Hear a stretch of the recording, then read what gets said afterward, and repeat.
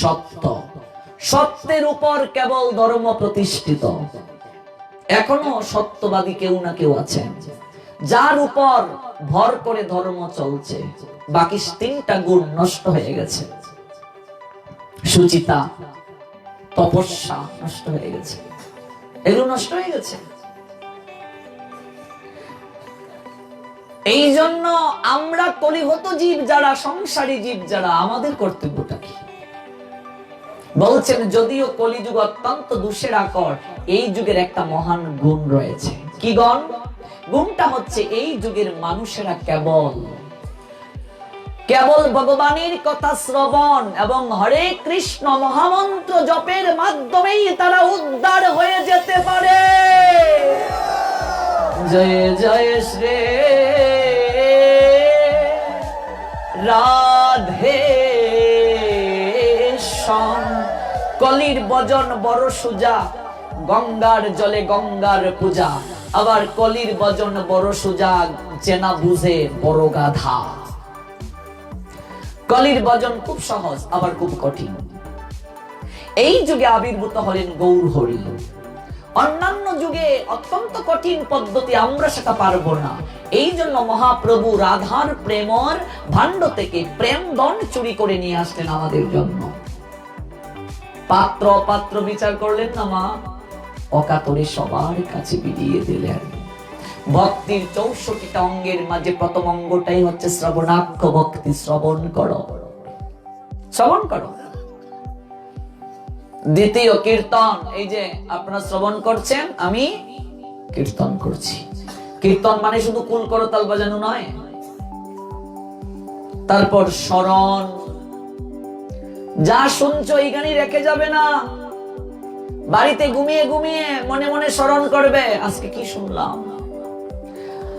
মানুষ কতদিন গীতা পাঠে গেল সেটা বড় কথা নয়, কয়টা কথা গীতা পাঠ থেকে নিজের জীবনে আচরণে আনতে পারলো সেটাই বড় কথা। প্রত্যেক গীতা পাঠ থেকে একটা করে কথা যদি নিজের জীবনে আচরণে আনো, দেখবে তুমি আদর্শ মানুষ হয়ে যাবে। প্রত্যেক দিন ঘুমানোর সময় সারা দিনের হিসাব নিকাশ করবে, মনে মনে করো, কেউ জানবে না। দেখবে আজকের দিনে আমি কয়টা মিথ্যা কথা বললাম, আজকের দিনে কার কার সঙ্গে খারাপ আচরণ করেছি, একটু ভেবে নাও। যদি দেখো সর্বনাশ, আমি তো 100-র উপরে মিথ্যে কথা বলছি, এই লোকগণের সঙ্গে খারাপ আচরণ করছি, দেখি আগামীকাল মিথ্যে কথার সংখ্যাটা কমিয়ে আনতে পারি কিনা। এই পদ্ধতিটা অবলম্বন করবে কালকে থেকে। তুমি জানছো, কেউ জানবে না তোমার কথা, মিথ্যে কথা বলছো কিনা, খারাপ আচরণ করছো কিনা। 4-5টা কমিয়ে নিলে দেখি পরের দিন কমাতে পারি কিনা। দেখবে ধীরে ধীরে তুমি আদর্শ মানুষ, ভক্ত হয়ে যাবে। যে মানুষ হতে পারলো না সে ভক্ত কি করে হবে? ভক্ত তো আরো দূরের কথা, আমি মানুষই হতে পারলাম না, ভক্ত তো পরের কথা। আমি কার কার সঙ্গে খারাপ আচরণ করেছি, কয়বার রেগে গিয়েছি, রাগ নরকের দ্বিতীয় দ্বার। দেখি আগামীকাল রাগ একটু কমাতে পারি কিনা। আমরা কি হিসাব নিকাশ কেউ করি? করি না। একটা দোকানদারও সন্ধ্যাবেলা হিসাবের খাতা মিলায়, কি করলো? এই যে জীবনের বেলা চলে যাচ্ছে, সন্ধ্যা ঘনিয়ে আসছে, জীবনের হিসাবের খাতা কি কখনো খুলেছো মা? ভেবে দেখো, কেনা বেচা কি করলে জগতে যে আসলে তুমি? তোমাকে যে মূলধন দিয়ে ভগবান পাঠালো, কেনা বেচা করলে ভবের হাটে এসে যে মূলধন আনলে, লাভ করলে না লোকসান করলে, হিসাবের খাতা মিলিয়ে দেখেছো? হিসাবের কথা যারা খুলে না, ওদের দুঃখের অন্ত থাকে না। প্রত্যেক দিন রাত্রিবেলা ঘুমানোর আগে ভেবে নেবে, হিসাব করে নেবে, ভাববে হয়তো এই রাত্রিটাই আমার জীবনে শেষ রাত্রি। মানুষ যতক্ষণ তার জীবনী শক্তিতে পূর্ণ থাকে ততক্ষণ সে এই অবস্থাটা উপলব্ধি করতে পারে না। সে ভাবে না তার মৃত্যু হবে। যে কথার সত্য ধরে এত দূর আমরা গেলাম, মৃত্যু হবে আমরা সহজে মানি না। দিন চলে যাচ্ছে, একটু হিসাবের খাতাটা মিলাও। হিসাবের খাতা যদি একবার মিলাতে পারো, একটি বার যদি চেতনাকে পরিবর্তন করতে চাও, সন্ধ্যা একটু দেখো সারাটা দিন কি করলাম। আপনা থেকে তোমার হৃদয়ে চেতনা চলে আসবে, আপনা থেকে চলে আসবে। ভক্তি কখন যে জাগ্রত হয়ে যায়, বৈরাগ্য কোন কথায় যে কার মনে এসে যায় কেউ সেটা বলতে পারে না। কোন কথায় যে কার মাঝে বৈরাগ্য এসে যায় কেউ সেটা বলতে পারে না। কোন কথায় কার মাঝে বৈরাগ্য এসে যায়, পরিবর্তন এসে যায়, কেউ সেটা বলতে পারে না। ওই পরিবর্তন তখনই আসবে, শুধু শুনে গেলে তা নয়, স্মরণ করতে হবে। কি শুনলাম আজকে? প্রত্যেকটা পা ফেলার পূর্বে ভেবে নেবে আমি ঠিক করছি কিনা। হিসাবের খাতাটা মিলিয়ে দাও। ওই হিসাবের চিন্তা এসেছিল কৃষ্ণচন্দ্র জমিদারের হৃদয়ে। 1775 খ্রিস্টাব্দে জন্ম নেওয়া মুর্শিদাবাদ জেলায় গঙ্গা গোবিন্দ সিংহের পুত্র রামকৃষ্ণ সিংহ, রামকৃষ্ণ সিংহের পুত্র কৃষ্ণচন্দ্র সিংহের। কারো কোথায় নয় গো, একটা রজকের মেয়ের একটা ডাকে। রজককে অন্যের বাড়ির জামা কাপড় যারা ধুইয়ে দেয়। কৃষ্ণচন্দ্র জমিদার নদীর কুল পানে হেঁটে যাচ্ছে। এত বড় জমিদার সোনার পালঙ্কে ঘুমায়, রাজভোগ গ্রহণ করে, সমস্ত রাজ্যকে পরিচালনা করে, নিজে মনিব মালিক। কিন্তু কখনো তার হৃদয় মাঝে ওই চেতনা আসে নাই, আমারও উপরে কেউ না কেউ মালিক আছে, মনিব আছে। আমি যে কার্যগুলো করছি এটাও কারো না কারো খাতায় লেখা হচ্ছে। কখনো ভাবেনি সে। একদিন কৃষ্ণচন্দ্র সিংহ নদীর কুল পান দিয়ে হেঁটে যাচ্ছে। ঠিক সেই সময় একটা রজকের কন্যা তার বাবাকে ডেকে বলছে, পরন্ত বিকেল বেলা তখন, বাবু, আরে ও বাবু, বেলা যে চাই বাবা, বাসনায় আগুন দেবে না? রজকের মেয়েটা তার বাবাকে বলছে, বাবা, আরে ও বাবা, বেলা যে যায়,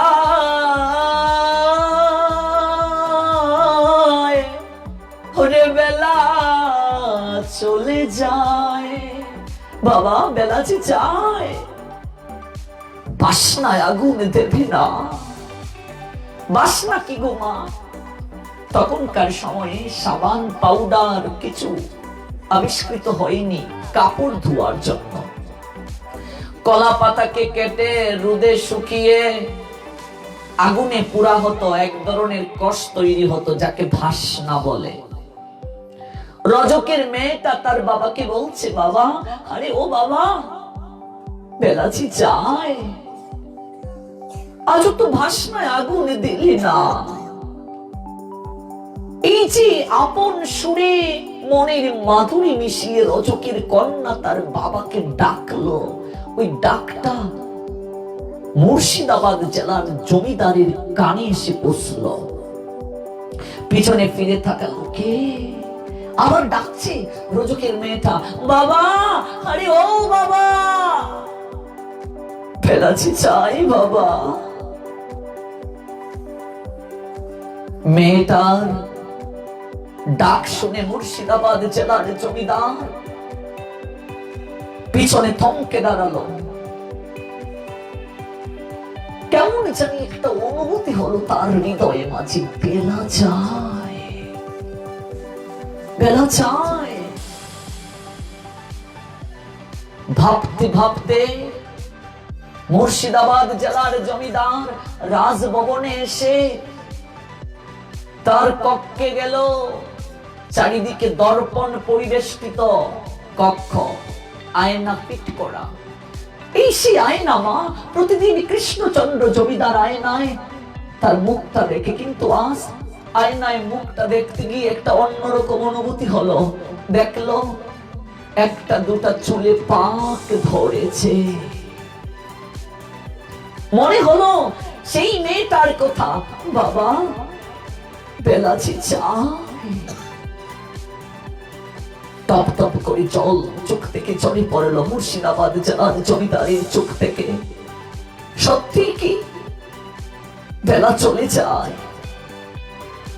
আমি তো আছো মায়ার বাসনায় আগুন দিতে পারলাম না। সত্যি কি বেলা চলে যায়? ওরে বেলা তো ঠিকই চলে যাচ্ছে রে।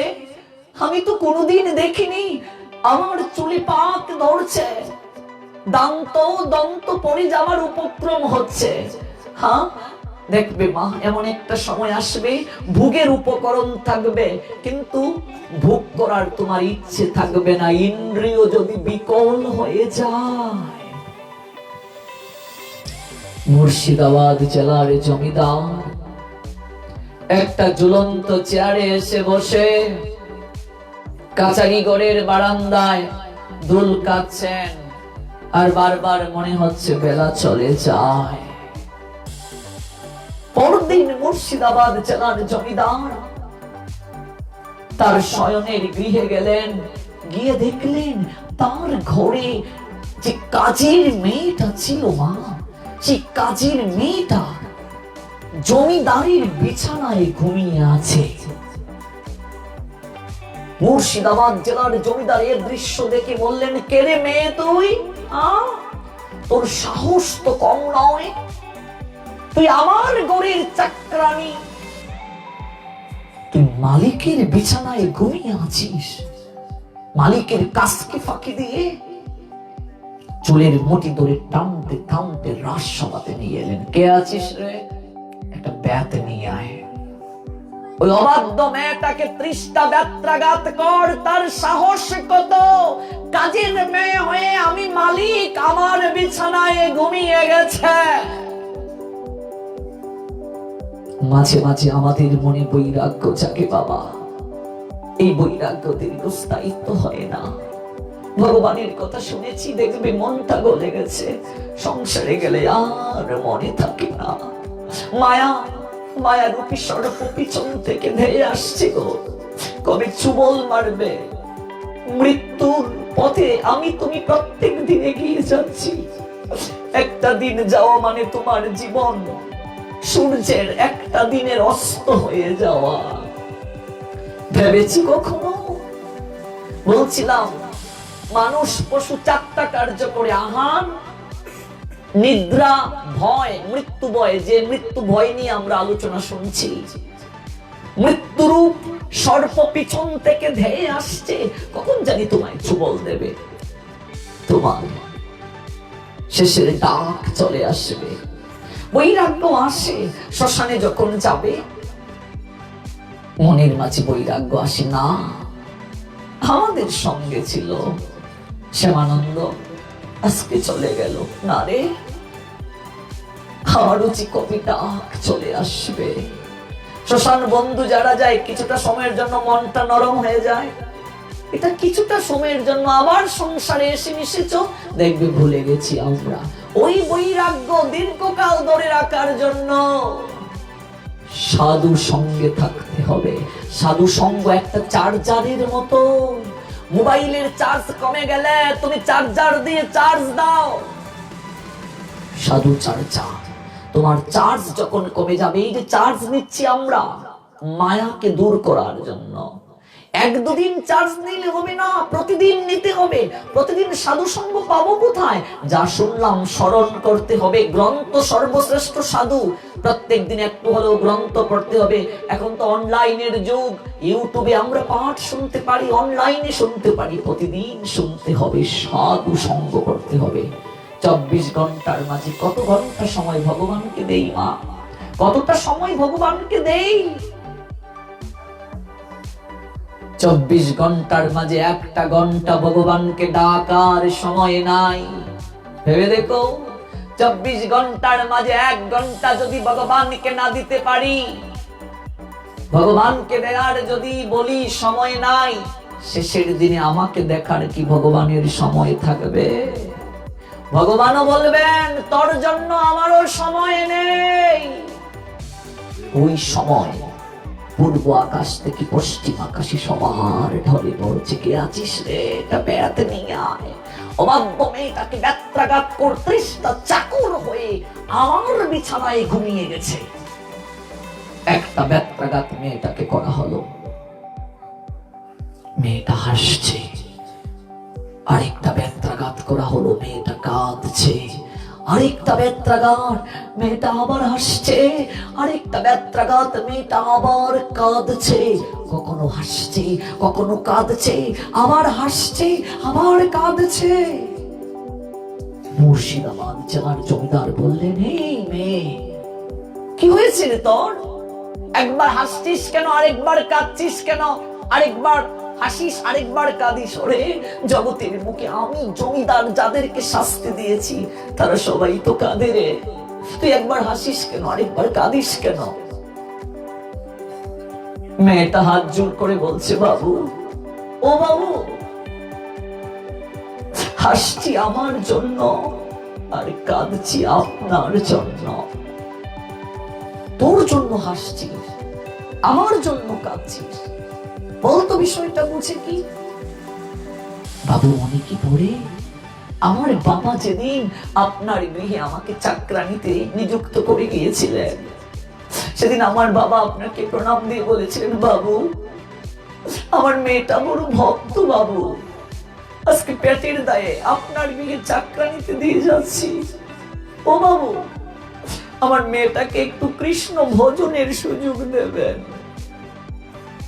আমার মেয়েটা ভগবানকে সেবা না দিয়ে কিছুই গ্রহণ করে না, ওকে একটু ভজনের সুযোগ দেবেন বাবু। আমি আমার মেয়েটাকে বড় ভালোবাসি। মনে কি পড়ে বাবু, আমার বাবা আপনাকে প্রণাম দিয়ে বলেছিলেন আমার মেয়েটা ভগবানের সেবা পূজা করতে বড় ভালোবাসে। সেই দিন থেকে আপনার গৃহে, আপনার রাজভবনে এসে আমি ভগবানকে সেবা না দিয়ে একদিনও নিজে আহার করিনি বাবু, কোনদিন করিনি। ও বাবু, আজ আপনার বিছানাটা আমি যখন পরিষ্কার করতে আপনার শয়নের কক্ষে গেলাম, আলতু করে যখন বিছানাটাকে স্পর্শ করলাম বাবু, মনে হলো আহারে কতটা নরম বিছানা, সোনার পালঙ্ক, চারিদিকে দর্পণ দ্বারা আবদ্ধ। না জানি কতটা আরাম হয় এই নরম বিছানাটাতে ঘুমালে। একটিবার যদি ঘুমাতে পারতাম। হৃদয়ের মাঝে যখন বাসনা আসলো বাবু, আমার অবসাদ দেহটাকে বিছানার মাঝে এলিয়ে দিলাম, সঙ্গে সঙ্গে নিদ্রা দেবী এসে আমাকে ঘুম পাড়িয়ে দিয়ে গেলেন। ভুলে গেলাম বাবু আমি চাকরানি। চাকরানির দায়িত্ব বাবু মালিকের কাজ করা, হুকুম পালন করা, মালিকের বিছানায় ঘুমানো নয়। এই মায়ার দ্বারা আবেশিত হয়ে ভুলে গেলাম বাবু আমি আজ ভগবানের সেবাটাও এখনো দেইনি। বাবু আমি চাকরানি হয়ে মালিকের হুকুমকে অগ্রাহ্য করে মালিকের বিছানায় ঘুমিয়ে গেছি, আমার তো শাস্তি পেতেই হবে বাবু। কিন্তু হাসছি কেন জানেন? আমার গোবিন্দ কতটা করুণাময়, মাত্র 30টা ব্যত্রাঘাত করে আমাকে বুঝিয়ে দিলেন, ওরে চাকর হয়ে এসেছিস মালিকের কাজের জন্য, মালিকের বিছানায় ঘুমানোর জন্য নয়। চাকর হয়ে জন্ম নিয়েছিস মালিকের হুকুমকে পালন করবে অগ্রে, তার হুকুমকে লঙ্ঘন করার জন্য নয়। মাত্র 30টা ব্যত্রাঘাত আপনার মাধ্যমে আমাকে দিয়ে বুঝিয়ে দিলেন আমার ভগবান চাকরির কর্তব্য মালিকের আদেশকে পালন করা, মালিকের হুকুমকে পালন করা। বাবু ও বাবু, এই জন্য হাসছি আমি, কিন্তু কাঁদছি বাবু আপনার জন্য। এই জগতে আমি যেমন চাকর, আপনিও চাকর। আমি চাকর, আপনিও চাকর, আমি মুর্শিদাবাদ জেলার জমিদার চাকর। হ্যাঁ, আপনি চাকর। বাবু, আপনি কেন? এই জগতের প্রত্যেকটা মানুষ, প্রত্যেকটা জীব ভগবানের চাকর বাবু, ভগবানের চাকর। এতটা দিন আপনার গৃহে আমি কাজ করি বাবু, এতটা দিন আপনার গৃহে ঠাকুরের সেবা দেই, এতটা দিন সবার মালিক ভগবান, তার কাজ করে আসছি। মাত্র কয়েকটা ঘন্টা যদি আপনার হুকুমকে লঙ্ঘন করে আপনার বিছানায় ঘুমানোর কারণে আপনি আমাকে তৃষ্ণা ব্যত্রাঘাত করতে পারেন, একদিনও তো আসল মালিকের একটা হুকুম পালন করতে আপনাকে দেখিনি বাবু। একদিনে তো আসল মালিকের একটা কাজ করতে আপনাকে দেখিনি, একদিনও তো আপনাকে ঠাকুর গড়ে যেতে দেখিনি বাবু। একটা দিনও তো আপনাকে সাধু সঙ্গ করতে দেখিনি। আসল মালিককে ভুলে নিজে মালিক হয়ে বসে আছেন বাবু। মাত্র কয়েকটা ঘন্টা আপনার হুকুম লঙ্ঘন করার কারণে আপনি যদি আমাকে তৃষ্ণা ব্যত্রাঘাত দেন, না জানি এই জীবনে মালিকের একটা হুকুম পালন না করার কারণে শেষের দিনে সবার মালিক ভগবান আপনার জন্য কতটা ব্যত্রাঘাত জমা করে রেখেছেন। আছাড়কে মাটিতে পড়লেন মুর্শিদাবাদ জেলার জমিদার। কি বললে রে? তোর কথাটা আমার এই জায়গাটাতে বড় আঘাত লাগলো রে। ঠিকই বলছিস রে, ঠিকই বলছিস। মাত্র কয়েকটা ঘন্টা যদি তুই আমার বিছানায় ঘুমানোর কারণে, আমার কাজকে বাকি দেওয়ার কারণে তোকে আমি তৃষ্ণা বেতের বাড়ি দিতে পারি। ওরে, আমরা তো সবাই চাকর রে, আমরা সবাই চাকর। জয় জয় শ্রী রাধে শ্যাম, আমরা সবাই চাকর রে, ভগবানের চাকর আমরা। ওরে, আজ থেকে তুই আমার ঘরের কাছের মেয়ে নয়, আজ থেকে তুই আমার মা হোস রে। মাই তো পারে সন্তানকে শাসন করতে। মারে, মা তুই ঠিকই বলছিস, আমি নিজে মালিক হয়ে বসে আছি, একটা দিনও আসল মালিকের কাজ করতে পারিনি, একটা দিনও তার হুকুম পালন করতে পারিনি রে। মারে, আমি মুর্শিদাবাদ জেলার জমিদার হয়ে বলছি না মা, আমি এক ভিখারি কৃষ্ণচন্দ্র হয়ে বলছি।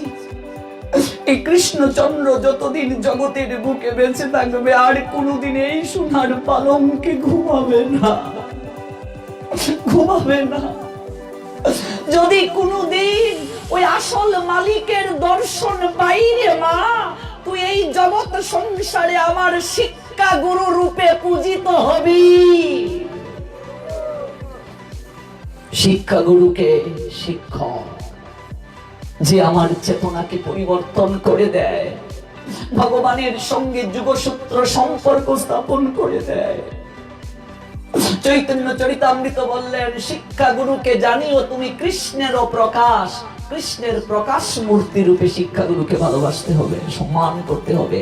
যে আমাকে মায়ার জগৎ থেকে ভজন জগতের পথ দেখালো, যে আমাকে অন্ধকার নর্দমা থেকে তুলে নিয়ে আসলো, ভক্তির পথ দেখালো, ভক্তির রাজ্য দেখালো, তার সেবা করতে হবে, তার আদেশ পালন করতে হবে। মা, মারে, আমার চেতনা পরিবর্তন হয়ে গেছে মা। আমি কথা দিলাম তোকে, আর কোনদিন আমি এই বাকিটা দিন যতদিন জগতে থাকবো, আমি মালিকের কাজকে ফাঁকি দেব না রে মা।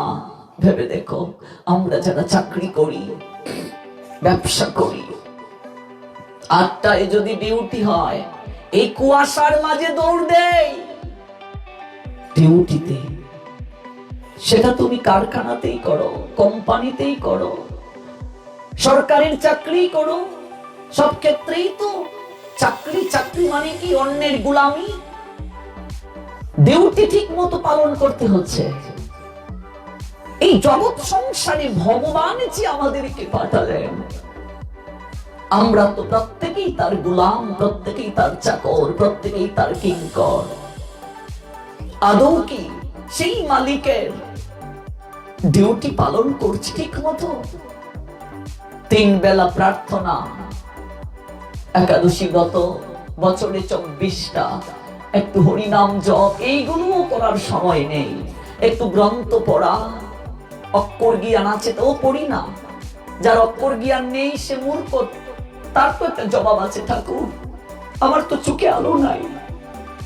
তোমার যে চোখে ভগবান আলো দিলেন, তুমি যে অক্ষর জ্ঞান পারো, রিডিং পড়তে পারো, তুমি কি জবাব দেবে ভগবান যখন বলবে তোর যে চোখে আলো দিলাম, হ্যাঁ তুই কেন জানলে না, কেন পড়লে না, কেন শিখলে না? কি উত্তর দেব আমরা সেদিন? কোন উত্তর আছে? কতটা সময়, কতটা ডিউটির সময় আমি দিচ্ছি সঠিকভাবে এই ভগবানের? ভেবে দেখো, স্বয়ং বিচার করে সিদ্ধান্ত গ্রহণ করো। এখনো কি সময় হয় নাই? না এখনো বলছি সময় নাই, সময় নাই, সময় হয় নাই বলেই তো আমরা জীবনকে কাটিয়ে দিচ্ছি। শৈশবে সদুপদেশ যাহারও না রুছে, জীবনে তাহার কবু মূর্খতা না গোছে। চৈত্র মাসে চাষ দিয়ে না বুনে বৈশাখে, কবে সেই হৈমান্তিক দান্য পেয়ে থাকবে? খেয়া তরি চলে গেলে বসে থাকো তীরে, কিসে পার হবে তরি না আসিলে ফিরে। সময়ে ছাড়িয়া দিয়া করো পণ্ড শ্রম, ফল চাও তুমি অতি নির্বুধ অধম। সময়ের কাজ যদি সময়ে না করি বাবা, সময়ে চলে গেলে সাধন হবে না। মুর্শিদাবাদ জেলার জমিদার বললেন, তুই আমার হৃদয়ে চেতনা জাগিয়ে দিয়েছিস মা, শিক্ষা গুরুর আসনে তোকে বসিয়ে দিলাম। ঠিক সেই সময় মুর্শিদাবাদ জেলার জমিদারের একমাত্র কন্যা, রাজকন্যা, যার নাম সুমতি। সুমতি রান্নাঘর থেকে ডেকে বলছে, বাবা, ও বাবা, বেলা যে চায় বাবা, স্নান করবে না, খাবে না? জমিদার কৃষ্ণচন্দ্র মেয়েটার কাছে এসে বলছে, মা, মারে কি বললি মা কথাটা? বাবা বেলা যে চায়, স্নান করবে না, খাবে না। মারে, যার জীবনের বেলাই চলে যায় তার কি স্নান করার বেলা থাকে রে মা? যার জীবনের বেলাই চলে যায় তার কি শয়নের বেলা থাকে? মারে, এই রাজ সিংহাসনে বসে বসে কবে যে আমার জীবনের বেলাটাই চলে গেল, উপলব্ধি করলাম না রে মা। মারে, সারাটা জীবন তোদের জন্য, সবার জন্য গোলামি করলাম। বাকিটা জীবন যিনি আমাকে সৃষ্টি করে জগতে পাঠালেন, যার আইনকে পালন করা কর্তব্য বলে প্রতিশ্রুতি দিয়ে এসেছিলাম মাতৃগর্ভে, মা, বাকিটা জীবন আমি তার গোলামি করতে চাই রে। আমি সাধন ভজনে মনোনিবেশ ঘটাতে চাই মা। আমাকে তোরা রাজসিংহাসন থেকে মুক্তি দে মা। যারা বৃন্দাবনে গিয়েছেন দেখবেন লালা বাবুর একটা মন্দির আছে। এই কৃষ্ণচন্দ্র জমিদারেরই আদরের ডাক নাম ছিল লালা। এখনো বৃন্দাবনে সেই মন্দির আছে। বৃন্দাবনের অধিকাংশ জায়গা এই কৃষ্ণচন্দ্র জমিদার সাধুদের জন্য কিনে নিয়েছিলেন, সমস্ত কিছু বিলিয়ে দিয়েছিলেন ধর্মের জন্য। কিভাবে তার হৃদয়ে বৈরাগ্য আসলো দেখুন। বাবা, কেমন কথা বলছো তুমি? তুমি চলে যাবে বাবা, তুমি যদি চলে যাও আমি কাকে মা বলে, মা বলে কি আমাকে ডাকবে? হ্যাঁ, আমি কাকে বাবা বলে ডাকবো? আমি যখন ক্লান্ত হয়ে যাব কে কে আমাকে আদর করবে? কে আমাকে কোলে তুলে নেবে? না বাবা, তুমি চলে যেও না বাবা। মারে, জগৎ সংসারী কে কার বল? তোর দেহ পিঞ্জর থেকে যখন প্রাণ পাখিটা বের হয়ে যাবে, আমি কি তোর সঙ্গে যাব রে মা? জগতে কেউ কারো সঙ্গে যায় না রে মা। পাপ পুণ্যি প্রত্যেকের কাছে থাকবে। জগতে কারো পাপ কেউ নেয় না, কারো পুণ্য কেউ নেয় না। মা, তুই আমাকে যাওয়ার অনুমতি দে, আমাকে যাওয়ার অনুমতি দে মা। মায়ের কাছে বলে যাও, মায়ের কাছে বলে গেলে আর যেতে পারবো না। এই কৃষ্ণচন্দ্র জমিদার তার মেয়ের কাছে হাত জোর করে বলছে, বৈরাগ্য দেখুন কিভাবে আসে। সাধন পথে চলতে গেলে শুনেছি বাধা দিতে নেই বাবা। তোমার হৃদয়ে মাঝে আজ চেতনা জেগেছে, তুমি বৃন্দাবনে যেতে চাচ্ছ ভজনের জন্য, আমি তোমাকে বাধা দেব না বাবা। কিন্তু আমাকে একটা কথা দিয়ে যাও বাবা, তুমি আজ মালিক থেকে চাকর হতে চাচ্ছ, তোমার জ্ঞান এসেছে, বৃন্দাবনে যাচ্ছ ভজনের জন্য মালিকের সন্ধানে। বাবা, কোনদিন যদি তুমি আসল মালিকের দেখা পাও, যদি কোনদিন তোমার কৃষ্ণ দর্শন হয় বাবা, কথা দিয়ে যাও বাবা, কোনদিন যদি তার সঙ্গে তোমার দেখা হয়, একটিবারে হতভাগিনীর কথাটা তুমি তাকে বলিও। পিছনে এক হতভাগিনী দাঁড়িয়ে আছে, আমারও যেদিন জীবনের বেলা চলে যাবে, প্রাণ পাখিটা দেহ পিঞ্জর থেকে বের হয়ে ভব নদীর তীরে গিয়ে দাঁড়াবে, সেই দিন তোমার মালিক গোবিন্দ যেন নিজে মাঝি হয়ে বইঠাবে আসে, তার চরণে নৌকা নিয়ে আসে, যেন তার চরণে নৌকাতে আমায় তুলে ভব নদীটা পার করে উদ্ধার করে দেয়। মুর্শিদাবাদ জেলার জমিদারের বৃন্দাবনে গোবিন্দ দর্শন হয়েছিল, সে অনেক লীলা। আমরা 5 দিন বা 7 দিন যদি শুনতে পারতাম, বিস্তারিত ব্যাখ্যা হতো। মুর্শিদাবাদ জেলার জমিদার তার মেয়ের কথা বলেছিলেন, মনে রাখবে, ভক্তি প্রতি যারা সহযোগিতা করে, সাহায্য করে, ভগবান বলছেন, দেখুন কি চমৎকার লালা বাবুকে দিয়ে, জমিদারকে দিয়ে শিক্ষা দিলেন। তুমি ভাগবত পাঠে আসতে পারো নাই, কিন্তু কাউকে তুমি পাঠিয়েছো, সহযোগিতা করেছো, সে এসে যে কৃপা লাভ করবে, তুমি ঘরে বসেও কিছু না কিছু পাবে। তোমার কথা শুনে কেউ যদি আসে, তোমার ঘরে গ্রন্থ আছে, গ্রন্থটা যদি দাও, আমি তো পড়তে পারি না, তুমি পড়ো, এই যে তুমি তাকে গ্রন্থ দিয়ে সহযোগিতা করলে, তোমারও কৃপা হবে।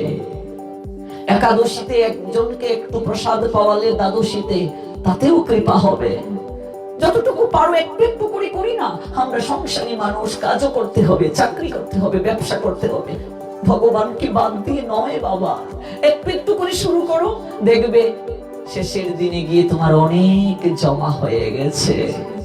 আর যদি নাই করো, দেখবে শেষে আর কুল কিনারা খুঁজে পাবে না, ভব সমুদ্রে ডুবে সাঁতার কাটবে, চিৎকার করে ডাকবে, মাঝি আসবে না। মাঝি কাকে তুলে নেয়? ঠাই নেই, ঠাই নেই, ছোট সে তরি, আমারই সোনার ধানে গিয়েছে ভরি। কর্ম ফসল কেবল মাঝি তুলে নেয়, সোনার তরিতে ঠাই পায়। ঋষি কবি বললেন, দেহটাই জায়গায় পড়ে থাকে। কাজে আমরা একে অপরকে ভজন জগতে সহযোগিতা করব, সাহায্য করব, নিচে করার চেষ্টা করব, একটু একটু করে। একদিন না একদিন ভগবত কৃপা আমাদের হবে। এই জন্মে যদি না হয়, এগিয়ে থাকবো।